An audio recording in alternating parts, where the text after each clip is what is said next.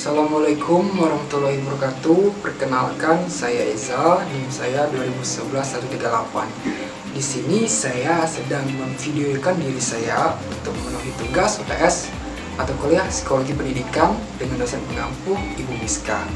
Dan kesempatan kali ini juga saya mengambil tema tentang materi perkembangan diri, self, perkembangan moral, serta bagaimana cara mengimplementasikannya dalam halnya proses belajar.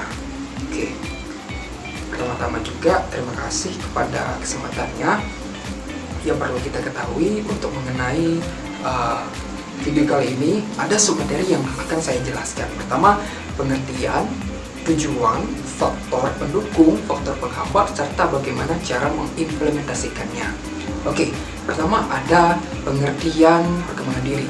Jadi perkembangan diri secara khusus atau secara definisi, bagaimana cara kita seseorang untuk mengembangkan diri itu supaya lebih baik dengan pola berpikir, dengan pola bersosialisasi, mengembangkan bakat, dengan halnya yang lebih jelasnya bagaimana cara kita mengeksplor diri lebih baik atau perkembangan diri yang lebih baik dari masa sebelumnya. Itu adalah pengembangan diri dan ada tujuan dari pengembangan diri. Ya, mengenai hal tujuan tadi, bagaimana cara kita mengembangkan perkembangan diri kita itu supaya lebih baik. Ada tujuan mengenai pengembangan diri ini melalui tujuan Islam atau psikologi Islam. Jadi menurut pandangan Islam, perkembangan merupakan usaha sadar individu untuk memaksimalkan daya-daya insani agar mampu merealisasikan dan mengaktualisasikan diri lebih baik sehingga memperoleh kualitas hidup di dunia maupun di akhirat. Maksud di sini dapat saya sampaikan dengan secara kita ketahui juga mengenai dalam pemikiran Islam bagaimana cara pengembangan diri itu lebih baik dari masa sebelumnya atau dari yang kurangnya berilmu supaya lebih berilmu dengan supaya lebih baik di mata Tuhan dan di mata masyarakat. Tentunya juga dalam memberikan kebaikan halnya dunia akhirat. Seperti itu. Ada beberapa mengenai tujuan dari perkembangan diri tersebut. Tapi di sini saya mengambil secara jelasnya, bisa dibilang tujuan dari pengembangan diri itu bagaimana cara kita mengembangkan perkembangan diri supaya lebih baik, apalagi di masa anak-anak ada beberapa tujuan mengenai hal tersebut. Dari anak-anak itu biasanya tujuan itu supaya lebih mendewasakan diri atau pola berpikir serta pola aktualisasi mereka. Itu adalah pengertian dan tujuannya. Ada faktor penghambat serta faktor pendukung. Jadi faktor pendukung ada eksternal dan internal. Internalnya itu adalah pertama, dalam pengembangan diri ada diri kita sendiri dengan bagaimana cara kita bersungguh-sungguh atau tidaknya untuk kita mengembangkan perkembangan diri tersebut. Serta juga ada daya saing untuk pengembangan diri dengan orang lain. Misalnya dalam hal perkembangan diri ini adanya daya saing dari orang lain. Ada tergeruh hatinya untuk perkembangan diri supaya lebih baik dari yang tidak ketahuan menjadi tidak ketahuan. Seperti itu. Serta ada juga moral dan ketakwaan. Ya, di sini harus juga ada moral dan ketakwaan dalam pengembangan diri tersebut. Serta juga ada perubahan fisik. Perubahan fisik biasanya dari hal kecil, dari anak-anak, remaja, dewasa. Di situ ada tahap-tahapannya dalam perkembangan diri. Disebut dengan perubahan fisik. Yang kedua, ada faktor eksternal. Faktor eksternal di sini dalam perkembangan diri yaitu sekolah, organisasi, dan keluarga. Bisa dibilang keluarga menjadi faktor yang utama juga dalam pengembangan diri. Faktor sekolah, selain dengan halnya belajar, di situ terdapat bagaimana cara pengembangan diri dan organisasi luar. Bagaimana cara kita untuk menempatkan diri kita sebagai makhluk insan yang sosial dengan cara berinteraksi lebih baik dengan maksudnya halnya organisasi. Oke, di situ saya menjelaskan tentang mengenai hambatan serta pendukung. Serta juga, maksud saya di sini juga ada faktor penghambat. Faktor penghambat dalam perkembangan diri ini ya tidak tentu lain adalah dari kita sendiri. Misalnya rasa takut, rasa gelisah, rasa malas ataupun rasa bersalah. Di sini yang membuat rasa untuk pengembangan diri kita itu jadi terhambat. Jadi sebagaimana bisa mungkin kita sebagai manusia, pengembangan diri kita harus dari kita sendiri bersungguh-sungguh. Tidak ada kata yang tidak percaya diri atau merasa salah atau merasa malu. Jadi be confident, seperti itu.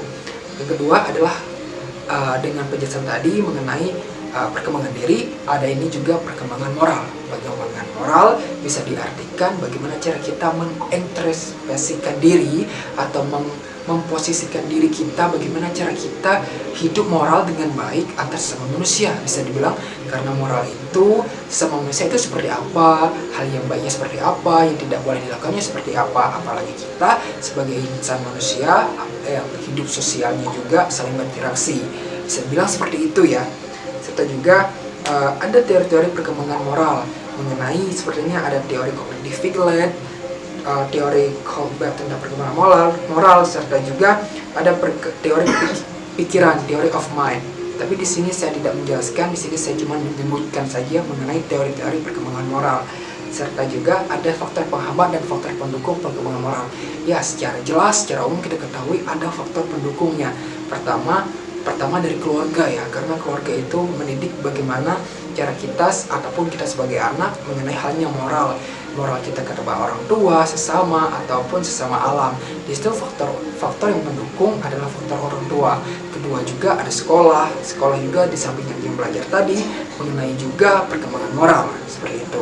Dan ada faktor penghambat, ya faktor penghambat bisa juga dari kita sendiri ataupun dari orang tua yang tidak kepeduliannya tentang mengenai halnya moral seperti itu. Serta yang terakhir, bagaimana cara mengimplementasikannya moral dalam halnya belajar. Pertama ada bimbingan karakter.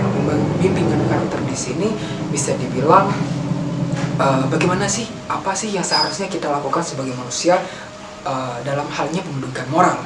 Apalagi kita dalam halnya dari kecil, remaja, dewasa, di situ berkembangnya perkembangan moral. Apalagi di usia sekarang, perkembangan moral sama manusia mengenai hal empati, merasa mengasihani, tolong menolong. Di situ adalah bimbingan karakter karena sebagai kita manusia tadi, karena manusia sejatinya adalah makhluk sosial. Yang kedua adalah selain dari perkembangan moral, ada juga memberikan latihan praktis kepada siswa dengan berorientasi terhadap kondisi lingkungan.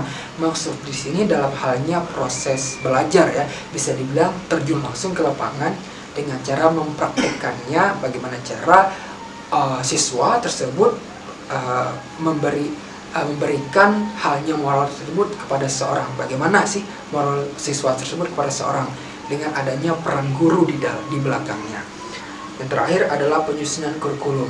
Jadi bisa dibilang penyusunan kurikulum ini adanya bentuk tentang akhlak sesama manusia yang berupa bentuk perkembangan kurikulum kearifan lokal ya. Karena dengan halnya belajar tadi, di situ diharapkan pun juga kurikulum memberikan perkembangan moral atau bagaimana cara pembentukan moral. Itu adalah perkembangan moral. Jadi kesimpulan yang dapat saya sampaikan di sini, perkembangan diri adalah perkembangan segala potensi yang ada pada diri seseorang dalam usaha meningkatkan potensi berpikir, berprasangka, serta meningkatkan kapasitas intelektual diperoleh dari jalan melakukan berbagai aktivitasnya. Seperti itu. Serta juga perkembangan moral, perkembangan yang bisa dibilang berkaitan dengan aturan dan konvensi mengenai apa yang sebenarnya yang harus dilakukan manusia dan apa yang seharusnya tidak dilakukan manusia dalam halnya bentuknya moral. Mungkin itu saja yang dapat saya sampaikan mengenai pengertian ini. Semoga dapat dimengerti dan misalnya ada salah kata-kata ataupun dari kata yang tidak dimengerti, saya minta maaf dan saya minta ampun kepada Allah Subhanahu wa taala. Saya akhiri, wabillahi taufiq wal hidayah. Wassalamualaikum warahmatullahi wabarakatuh.